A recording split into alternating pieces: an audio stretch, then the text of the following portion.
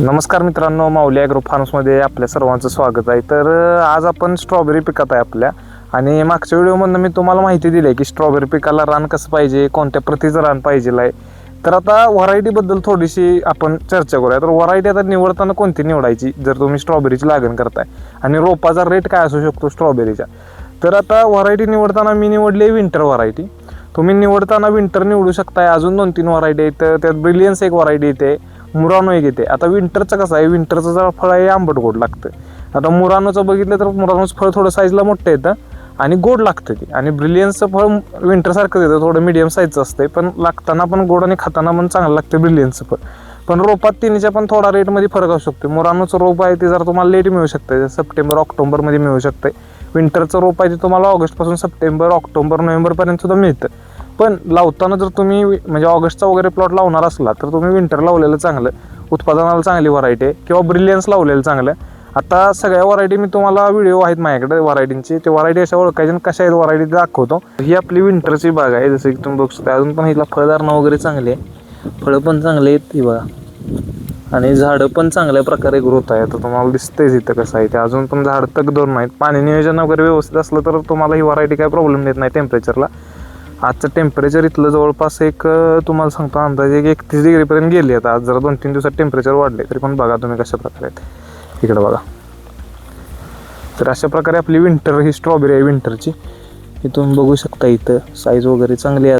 तर ही आहे Murano variety स्ट्रॉबेरीची, जी की उन्हाळ्याची आहे व्हरायटी. आणि तुम्ही बघू शकता याची फळं कशा प्रकारे आहेत. झाड जरी लहान असलं तरी फळाची साईज वगैरे मोठी आहे, आणि फळ जरा लांबडं पडतं ह्याचं पडतानाच. आणि चांगल्या प्रकारे ह्याचं पॅकिंग पण करता येतं. आणि ही सुद्धा व्हरायटी लावायला तुम्हाला चांगली आहे. ही मुरानो व्हरायटी आहे.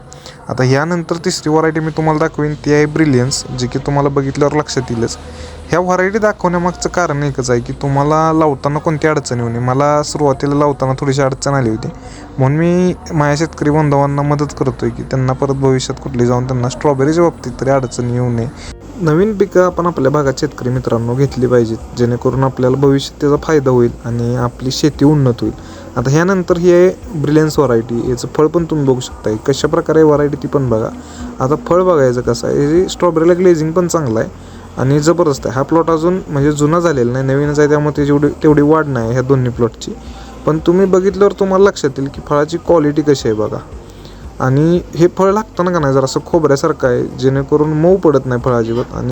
आणि गोडीला पण फळ चांगलं आहे आणि टिकवून क्षमता पण या फळाची चांगली. त्यानंतर एकच सांगेन की विंटर लावलं तर तुम्हाला ॲव्हरेज जास्त पडेल स्ट्रॉबेरीच्या पिकाला. आणि तुम्ही जर मुरानो लावली तर मुरानोला सुद्धा चांगलं पडते, पण मुरानो लेट चालू होणारी व्हरायटी आहे. गोडीला वगैरे चांगली आहे, फक्त जरा सेन्सिटिव्ह थोड्या प्रमाणात असू शकते. उन्हाळ्यात वगैरे जरा तुम्हाला त्याला जपायला लागेल, आणि लॉंग चालते ती पण व्हरायटी. पण विंटर जर तुमचा ऑगस्ट ते सप्टेंबरचा प्लॉट असला तर तुम्ही विंटरच प्रेफर करा, किंवा ब्रिलियन्स लावली तरी पण चालेल. ह्या दोन्ही व्हरायटीतली कुठली पण एक लावा.